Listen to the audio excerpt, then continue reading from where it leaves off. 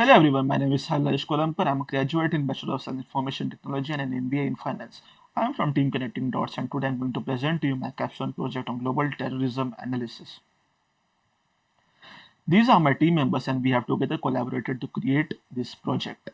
So basically what is terrorism? The term terrorism is derived from Latin word terror, which refers to great fear. This term was used to refer to intentional or planned use of brutality and violence to create an environment of fright, panic, distress, and fear in general public, with the sole purpose of establishing a certain political or social narrative. In today's world, terrorism is used by different parties in different perspectives under different circumstances. As the United Nations Security Council recognizes terrorism as a threat to peace and security, but it urges its member countries to define terrorism in their own respective national law. Accordingly, different countries define terrorism and terrorists differently in their laws. The US government of the FBI defines and classifies terrorism as follows. It classifies terrorists into international terrorism as violent or criminal acts committed by individuals or groups which are inspired by or associated with designated foreign terrorist organizations or nations, which basically means which are state sponsored. The domestic terrorism is classified by the FBI as violent or criminal acts committed by individuals and or groups to further ideological goals which are stemming from domestic influences, such as those of political, social, racial, or environmental nature.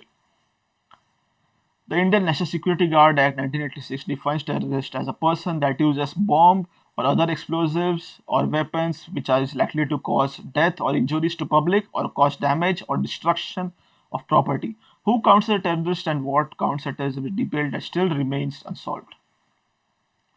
Now let us discuss about brief about base data that we have used for the project. We have used Global Terrorism Database as base data for this project. Global Terrorism Database is maintained by National Consortium for Study of Terrorism and Response to Terrorism. Our step-by-step approach to analyze the data is as follows. First, we have imported the necessary libraries in Python. Then we have mounted our Google Drive and created the file path. Importing the dataset from the drive was our next step. Then we have printed the relevant information about our dataset, including index, data type, columns, non-null values, null values, and memory usage. Using pandas libraries, we did statistical analysis of our data, whereas for visualization, we use matplotlib and seaborn. The resources used by us are Python, which is a programming language that which is our main programming language, which we have used for analyzing this data. We use Google Collaboratory for writing and execution of Python.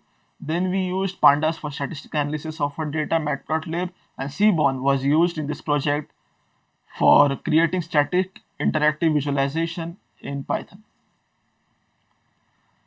Now let us discuss about the overview of our dataset. Our original dataset contained 181,691 rows and 135 columns, while our filter dataset contains only 14 columns and contains the same number of rows.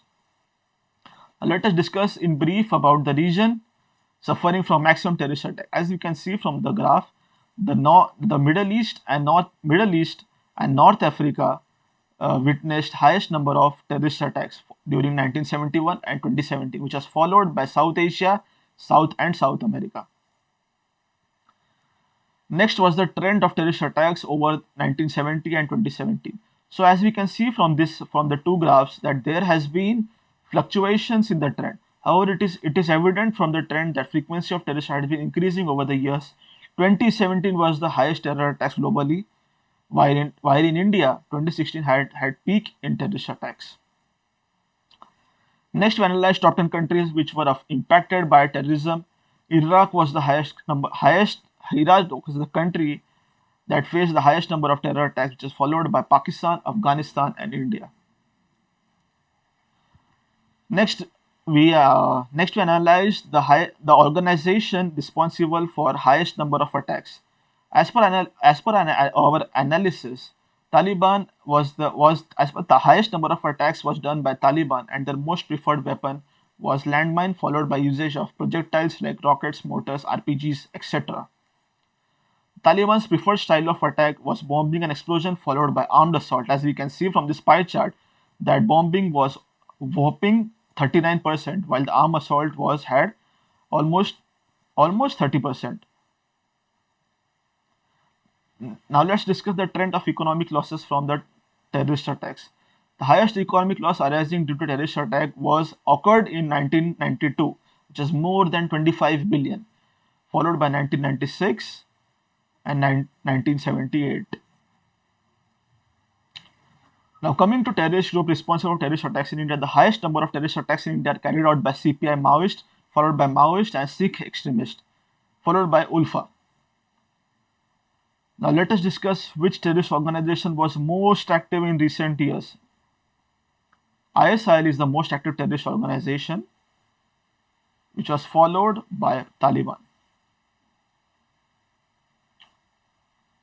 Now, let us discuss the most active terrorist organization recently in India. Maoist group was the most active terrorist organization in India, followed by CPI Maoist. Now, coming to challenges we faced while solving a project. Initially, we were not able to load data in Google Colab as we were unsure about the encoding which we have used in our project. We have used encoding equal to Latin 1 to bypass this error, and doing a further analysis. While plotting the graphs, the most of the graphs were getting overwritten while overwritten in same output. We used subplot function to solve this issue and printed the graphs one after the another.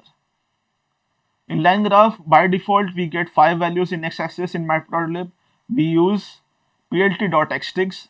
In parentheses, we gave the list for the values of x-axis to solve this issue. By default, the values on x-axis are also printed at 90 degrees angle. We use plt.xtigs rotation equal to 0 degrees to solve this issue.